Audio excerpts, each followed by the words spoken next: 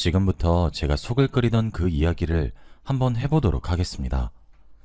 글로 써서 보내는 것은 처음이라 조금 실수가 있어도 너그러이 여겨주시길 부탁드립니다. 제게는 두 아들이 있습니다. 큰아들을 낳고 나서 둘째는 딸이겠지 하면서 바랬는데 또 아들이었죠. 저는 몸이 원체 약한 편이라 그런지 임신과 출산을 2번씩 반복했더니 더 이상 임신하기가 힘들더라고요. 체력적으로나 몸의 상태로나 무리란 판정을 받았고 셋째까지 생각하고 있었던 저와 남편의 가족 계획은 접을 수밖에 없었죠. 그렇게 두 아들을 기르며 살았어요. 저와 남편은 자영업을 하고 있는데 야채 가게를 합니다. 사실 야채 가게를 한다고 하면 사람들이 어머, 그러시군요 하면서 되게 고생하는 줄 압니다. 그런데 저희 부부가 사실 꽤나 현금 부자에다 알부자입니다. 사실 야채만 파는 곳인데 그게 그렇게 돈을 잘 버나 싶으시죠? 저희는 이곳에 터를 잡은 지 꽤 오래되었어요. 그래서 이 주변 가게들에게 저희 가게의 야채들을 납품하고 있어요. 거의 저희가 있는 곳 상권의 절반 정도는 저희 가게에서 담당하고 있다고 봐도 무방합니다. 그래서 돈을 좀 만져봤습니다. 그걸로 큰아들과 작은아들의 결혼자금도 마련해줬고 아이들 장가갈 때 아파트를 한 채씩 해주기도 했어요. 그리고 남은 걸로도 저희 노후자금도 모았으며 집도 사고 땅도 사고 그러고 살았죠. 그런데 문제가 하나 터졌습니다. 제게 생긴 며느리들의 갈등이 문제였어요. 큰 며느리는 조금 넉넉한 집안에서 여유로운 가정환경에서 자란 편입니다. 상견례를 하면서 느꼈지만 사돈 되시는 분들도 상당히 우아하시고 기품이 있으셨죠. 아이들이 예단과 예물을 생략하려고 했었어요. 저도 그런 허례허식 때문에 쓸데없는 돈 날리지 말고 그런 돈까지 아끼길 바라는 마음에 허락을 했고 집을 해주었습니다. 그랬더니 사돈 되시는 분께서 시댁에서 집까지 해주셨는데 어떻게 몸만 딸랑 보내시냐며 혼수도 아주 빵빵하게 채워주셨고 아들한테 차도 한 대 뽑아주시더라고요. 그래서 결혼을 아주 성대하게 치렀습니다. 그런데 문제는 작은 며느리입니다. 작은 며느리는 큰 며느리에 비해 조금 어려운 환경에서 자랐습니다. 부유함과는 거리가 당연히 먼 것은 물론이고 가난하다고 봐도 될 정도예요. 그래서 그런지 욕심이 아주 끝이 없습니다. 음식을 먹어도 욕심을 부리고 뭘 사도 욕심을 부리고 물론 그 심정이야 이해를 하지 못하는 것은 아니다만 참 걱정이 이만저만이 아니더군요. 결혼을 할 때 상견례를 치르는 장소를 고르는 것부터가 큰 며느리와는 상당히 차이가 나더라고요. 물론 압니다. 모자란 경제적 환경에 겪어보지 못해서 모른다는 것을요. 그런데 사람 마음이란 것이 큰아들 장가를 잘 보내놓고 사돈댁도 잘 만나서 그런지 작은 며느리네와 상견례를 할 때는 하나부터 10까지 참 마음에 차진 않더군요. 그래도 티는 내지 않았습니다. 저희 작은아들이 며느리를 너무 좋아하고 결혼하고 싶어 해서 말이죠. 그렇게 결혼을 성사시켰습니다. 처음에 저는 작은 며느리도 큰 며느리처럼 여유로운 가정에서 자란 아이였으면 바랬습니다. 돈도 써본 놈이 써본다고 여유를 즐기며 살 수 있는 사람을 바랬거든요. 저희 아들이 직업도 괜찮아서 돈도 잘 버니까요. 그래서 집안의 여유도 봐야 하지 않겠냐고 하니까 작은아들이 그게 무슨 소용이냐고 대꾸하더라고요.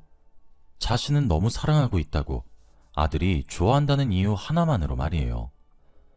집을 저희 쪽에서 해다 줬지만 뭐 하나 돌아오지도 않았죠. 그런데도 아들이 평생을 함께하고 싶어하는 사람이라고 하기에 별소리 안 하고 참았습니다.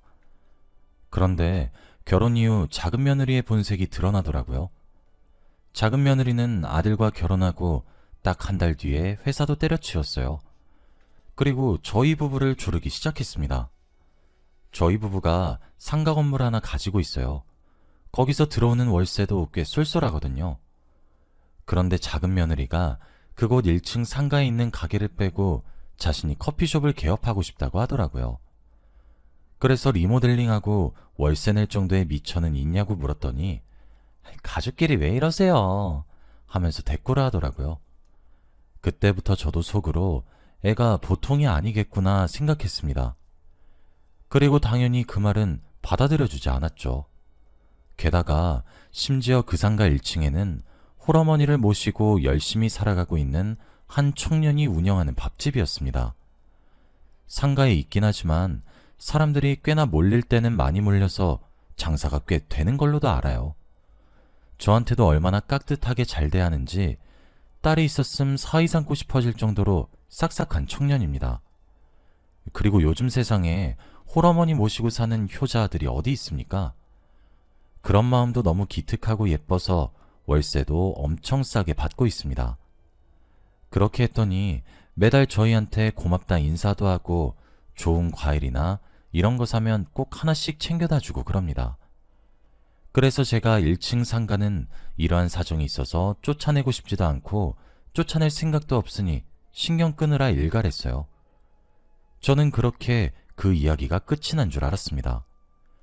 그런데 한두 달 정도 뒤에 청년한테 문자가 한 통 왔더군요. 아주머님, 1층 상가 진원입니다. 아마 이번이 마지막 보내는 월세가 되겠네요.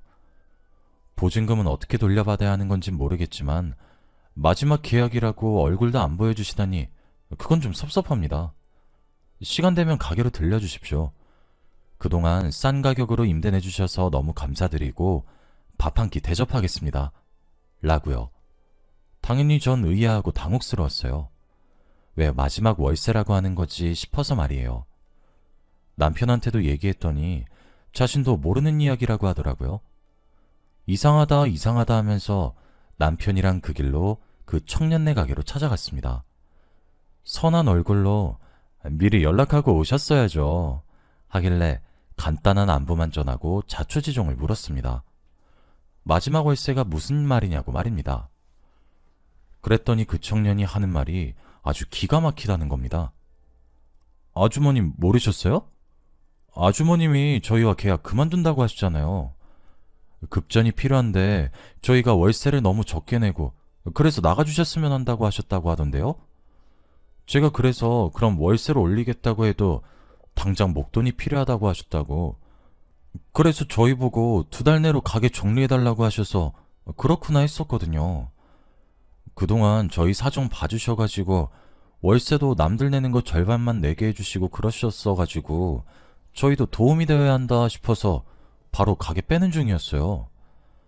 아니 진원아, 대체 누가 그런 허무맹랑한 말을 한 거야? 어머님 며느리라고 하던데요? 그 단발머리에 빨간색 매니큐어 바른 사람이요. 네, 맞아요. 바로 제 둘째 며느리였습니다. 저는 진원이에게 절대 아니야. 난 모르는 일이야. 앞으로 그 여자가 또 얼씬거리면 그냥 쫓아내거라. 내 이것을 그냥 가만두나 봐라. 라고 말을 한 뒤 씩씩거리며 가게를 벗어났어요. 남편도 뒤따라오면서 참나 하면서 기가 막혀 하더라고요. 저희가 문자를 받은 날이 마침 주말이어서 작은아들네로 바로 찾아갔습니다. 제가 띵동거리면서 초인종을 누르고 문을 두들기자 며느리가 문을 열며 어머니 미리 연락하고 오셨어야죠 하는데 기가 막히더라고요. 안에 아들이 있어서 그런지 저희를 들여보내지도 않고 말이에요. 저는 아들을 목 놓아 불렀습니다. 잠시 나와보라고 하면서 말이에요. 며느리는 그제서야 어쩔 수 없단 표정으로 저희를 들여보내더군요. 하긴 자신도 찔리는 일이 있으니 못 드린 거겠죠. 저는 거실로 성큼성큼 들어가 아들네의 맞은편에 자리를 잡고 무섭게 호통을 쳤습니다. 결혼한 지 1달도 채 되지 않은 애가 어디 시엠이 무서운 줄 모르고 이렇게 한도 끝도 없이 기어올라 기어오르길. 너 우리 상가 1층 가게 왜 가게 빼라고 했어? 그리고 그걸 내가 시켰다고 왜 말했어? 내가 너 쳐다도 보지 말라고 했어 안 했어? 입이 있으면 어디 해명을 해보란 말이야. 작은 아들은 화를 내는 제 모습에 놀래서는 어머니 그게 대체 무슨 말씀이에요? 저희 아내가 뭐래요? 당신도 지금 뭐하고 있어? 어머니 오해하시는 것 같으니까 해명해봐 라고 하면서 제 손을 꼭 잡아주면서 달래기 시작했죠. 그러니까 어머님 제가 거기에 커피숍 차려달라고 했었잖아요. 무시한 건 오히려 어머니죠. 다른 집 며느리들 좀 보세요. 결혼해준 것만으로도 너무 고마워서 뭘 못해줘서 안달이래요. 시어머님들이. 근데 전 이게 뭐냐고요. 그리고 도움만 조금 해달란 건데 그게 그리 미우세요? 매번 형님이랑 차별하는 것도 그러시더니 진짜 어머님도 너무하세요. 하면서 울음을 터뜨리는 겁니다. 지금 생각해도 어이가 없어서 진짜. 저는 작은 아들의 성화에 못 이겨 작은 아들과 밖으로 나가게 되었죠. 진정하고 말씀해보라는 작은 아들의 말에 눈물이 왈칵 쏟아질 뻔한 것을 참고 자초지종을 이야기했습니다. 그런데 작은 아들이 제 이야기를 묵묵히 듣다가 한숨을 푹 쉬면서 한다는 얘기에 정말 뒤로 넘어갈 정도로 커다란 충격을 받게 되었어요. 어머니, 사실 저 잘 모르겠어요. 결혼 전엔 정말 이런 여자 아니었거든요. 그런데 뭔지 몰라도 조금 변한 것 같아요. 사치도 점점 심해지는 것 같고 저번 주만 해도 백화점 가서 가방 4개나 샀더라고요. 오늘 제가 따끔하게 말해볼게요. 그래도 남편인 제가 낫잖아요. 응? 저는 진짜 저 말에 좀 충격을 받았습니다. 내 아들이 피땀 흘려 모은 돈을 그렇게 마구 쓰다니 진짜 어이가 없었죠. 그뿐만이 아니었어요. 첫째 며느리와의 갈등은 가히 최고였습니다. 첫째 며느리에게도 찾아가서 깽판을 한번 쳤다고 하더라고요. 그러면서 시부모님 재산 노리지 말라고 그렇게 경고를 했다고 합니다. 당연히 첫째 며느리도 기분이 좋지 않죠. 날벼락처럼 그런 말들이 다가왔을 테니까요. 그것을 계기로 틈만 나면 싸운다고 하더라고요. 어쩐지 저는 며느리들을 제 눈앞에서만 봐서 몰랐었는데 뒤에서는 치고받고만 안 했지 서로 죽일 듯이 물고 싸운다고 하더라고요. 솔직히 큰 며느리가 우리 유산을 노릴 리가 없어요. 자기가 뭐가 모자라서 재산을 탐하겠어요. 큰 며느리는 또 외동으로 자라서 친정 재산이 자신의 것일 텐데 저는 진짜 너무 화가 났습니다. 작은 며느리의 태도에 말이에요. 우리 재산을 마음대로 생각하는 것도 화가 나는데 하다못해 내 큰 며느리한테까지도 그렇게 대하는 것을 들으니까 이거 보통 내기가 아니구나. 정신을 똑바로 차려야겠구나 생각했습니다. 전 집 안으로 들어갔어요. 이혼당하고 싶지 않으면 버르장머리를 고치라고 윽박을 질렀죠. 어디 시부모가 병들지도 않았는데 유산을 운운하냐고, 우리 돈에 손을 대려고 하는 것이냐고 하면서 말이에요. 둘째 며느리가 욕심이 원체 많은 타입이라 걱정을 한 것은 맞지만 솔직히 이 정도일 줄은 몰랐거든요. 저로서는 상상이 잘 되지 않는 일이었습니다. 저는 그곳에다가 대놓고 말을 했습니다. 예, 너 지금 이게 어디서 배워먹은 깽판 버는 짓이니? 애가 왜 이렇게 욕심이 많냔 말이야. 어디 형님한테도 그렇게 대들어? 그렇게 배워먹었어? 그래, 내가 솔직하게 말을 해서 내가 아는 이야기가 다 시부모의 잔소리로 들릴 것을 너무 잘 알아서 아무 말 안 하고 넘어가려고 했었다. 근데 비교할 것이 없어서 큰애랑 비교를 하니? 내가 너희한테 생활비를 바라기랬어? 뭘 바라기랬어? 해주는 것 하나 없이. 뭐? 상가? 네가 내 딸도 아닌데 어디 시엠이 어려운 줄 모르고 나서길 나서?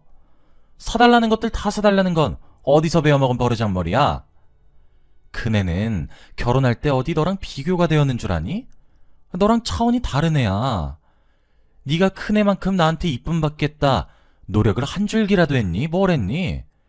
그저 곁에 붙어서 알랑거릴 줄만 알지. 영화 큰 기집애 같으니라고. 너 한 번만 더 이딴 짓거리 뒤에서 하다 걸리기만 해봐. 그땐 알아서 해. 그 뒤로도 둘째 며느리네는 정말 바람잘 날이 없었습니다. 자기 형 닮아 똑똑할 줄 알았는데 작은 아들의 눈은 바닥에 달린 건지 뭔지 참. 사실 제가 형제를 좀 다르게 키웠었어요. 왜 그런 말이 있잖아요. 아들은 가난하게 키워야 아껴 살 줄 알고 딸내미들은 풍족하게 키워야 사랑받고 대접받으며 산다. 뭐 이런 말이요. 처음에 큰아들을 정말 늦게 풀어줬어요. 꼭꼭 동염했었거든요. 용돈도 정말 적게 줬고요. 그래서 그런지 그때부터 저축과 경제관념 하나는 기가 막히게 배웠더군요. 그래서 지금도 보면 돈을 모으는 것도 얼마나 야무진지 몰라요. 확실히 어렸을 때부터 조금씩 깨우치기 시작하더라고요. 반면 작은 아들은 조금 힘들게 출산한 편이기도 했고 한 달을 더 못 채우고 나서 늘상 마음속에 커다란 짐이 하나 들어 있습니다. 그래서 그런지 작은 아들에게는 차마 큰아들처럼 훈육이 모질지 않게 되고 뭐 하나라도 더 해주게 되더라고요. 그래서 너무 오냐오냐 키웠던 탓인지 돈의 소중함을 전혀 모르고 있습니다. 그래서 저런 일을 당하는 것은 아닌지 참 어이가 없습니다. 결국 이번 추석이 첫 명절이었는데 큰 며느리는 미리 와서 준비도 돕고 어머니 뭐 먼저 할까요? 하면서 예쁨 받으려고 하는데 작은 며느리는 온데간데 없이 사라지더라고요. 제가 정말 참다 느지막이 들어오는 작은 며느리를 앉혀놓고 이야기를 했습니다. 작은 아들도 불러서 말이에요. 나 우리 작은 아들 제대로 된 며느리랑 결혼생활 하지 않는 이상 나 재산 너희에게 안 물려줄 거다. 어디 시부모 무서운 줄 모르고. 내가 상가부터 네가 활개칠 때 알아봤어야 했어. 엄연히 이게 네가 번 돈이니? 그저 욕심만 많아가지고는. 어른 공경함도 모르고 그저 남의 돈에 해벌레에서는. 에휴, 둘째 너도 처가댁에 그만 돈 갖다 부어. 사돈 어른도 해도 너무하시지. 너 그렇게 돈을 생각 없이 써서 어떻게 할 거야? 돈 안 모을 거니? 그리고 엄마랑 아빠가 언제든 살아있을 거라 생각해? 작은 며느리 너도 잘 듣도록 해라. 네가 성질머리를 뜯어 고쳐서 개가 천선하지 않을 거면 그냥 둘이 갈라서 그러는 편이 훨씬 나으니까. 그런 제 말에 악이란 악은 다 쓰면서 자신에게 모욕을 줬네 어쨌네 저쨌네 하면서 길길이 날뛰는데 그 모습을 보더니 작은 아들도 제가 느끼는 것보다 더 크게 느끼는 것들이 좀 몇 개 있었나 보더라고요. 부부끼리 이야기 좀 해보겠다고 하고 데리고 나가고는 그 길로 돌아오지 않았습니다. 작은 아들도 멀쩡하게 낳아줬으면 제대로 된 며느리를 데리고 들어야지.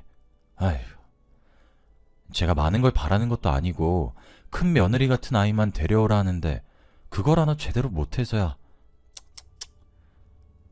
그렇게 명절을 보냈어요. 그런데 어저께 작은 아들이 제게 전화가 왔더라고요. 아마 이혼 소송을 할 것 같다고 하면서요. 제가 들어보니까 처가댁에 돈을 주고 있는 것은 저도 알고는 있었는데 결혼한 지 반년도 채 되지 않는 시간 동안 처가댁이 가져간 돈이 벌써 1억이라고 합니다. 결혼 전에는 이런 사람이 아니었다고 하더라고요.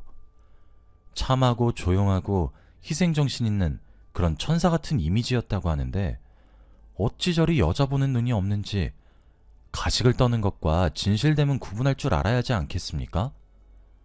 아무래도 작은 아들은 갈라서기로 결심을 한 것 같아요. 저도 엄청 혼을 내고 있고 형이라면 끔뻑 죽는 게 작은 아들인데 저희 큰아들도 엄청 혼낸다고 하더라고요. 어디 어머니께 그렇게 대들게 할 동안 남편이란 새끼가 어디 있었냐고 다그쳤다고 합니다. 큰아들도 전화 와서 아직 작은 아들 놈이 철이 덜 든 것 같다며 한숨을 쉬네요.